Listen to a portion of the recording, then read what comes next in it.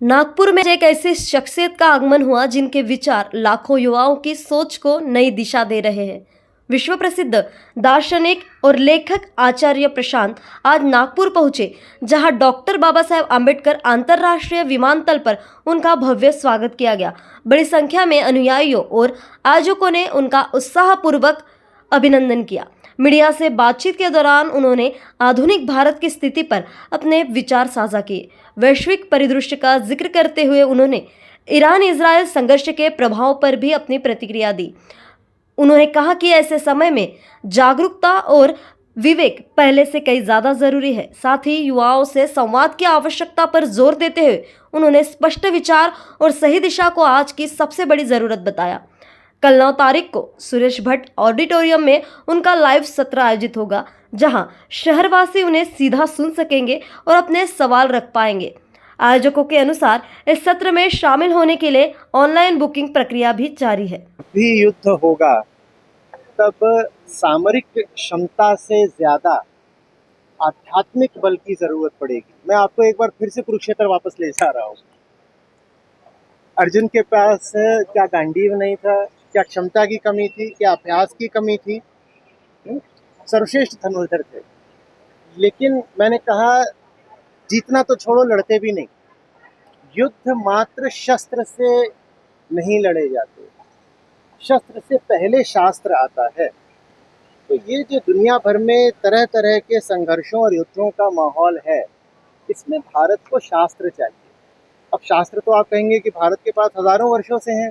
हाँ, शास्त्र रहे हैं, पर पहली बात जन जन तक नहीं पहुँचे, और दूसरी बात उनका जो अर्थ जन साधारण तक पहुँचा है वो अक्सर विकृत रहा है।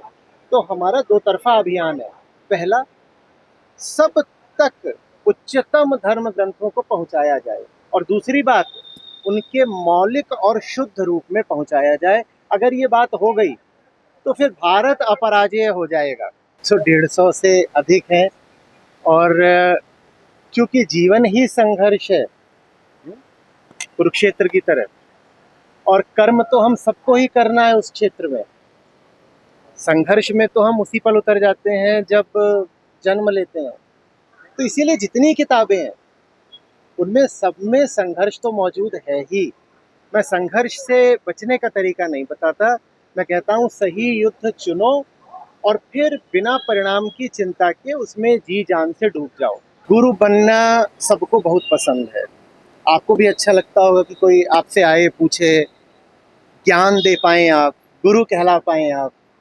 और वो अच्छी बात है कि हम इससे लायक हो पाएं कि हम ज्ञानी कहलाएं, गुरु कहलाएं।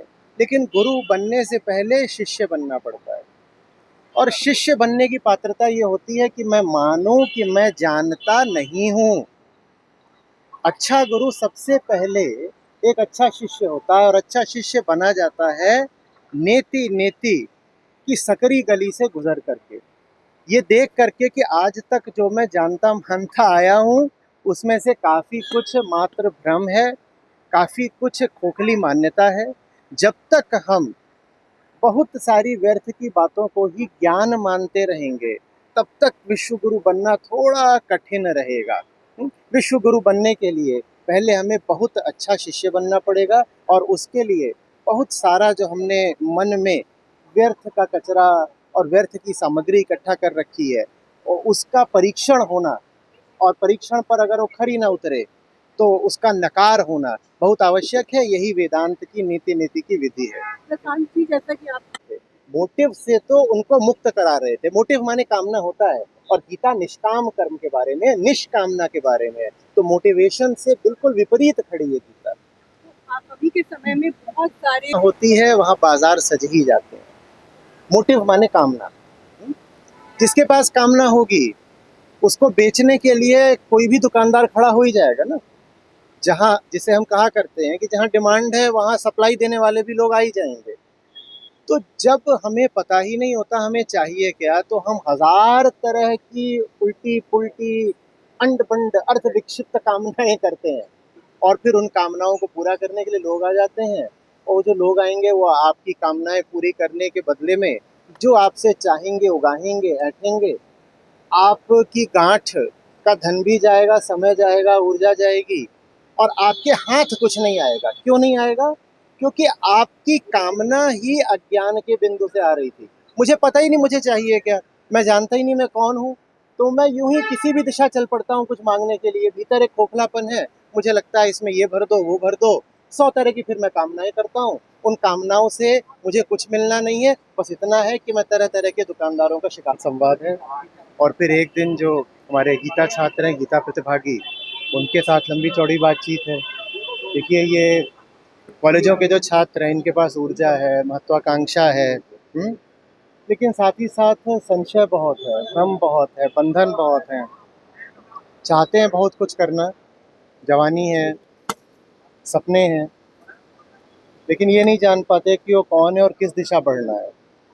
तो इनकी स्थिति अर्जुन जैसी ही है, कि जिसके पास क्षमता तो है, बल भी है, पौरुष भी है, लेकिन किंग कर्तव्य विमूढ़ है, जान नहीं रहा कि अब कुरुक्षेत्र पर करना क्या है। तो तब गीता की जरूरत पड़ती है ना। बिना गीता के अर्जुन जीतते क्या, लड़ भी नहीं पाते। तो आज के हर युवा की अर्जुन जैसी ही स्थिति है और उसे गीता चाहिए। तो छात्रों का गीता ले जाने के लिए मैं नागपुर आया हूँ, और नागपुर वासियों का इसमें मुझे सहयोग प्राप्त होगा। ये समय मिलने वाला है, बाकी यदि किसी तरह की बातचीत होगी, आमंत्रण होगा, तो हम ज़रूर देखेंगे।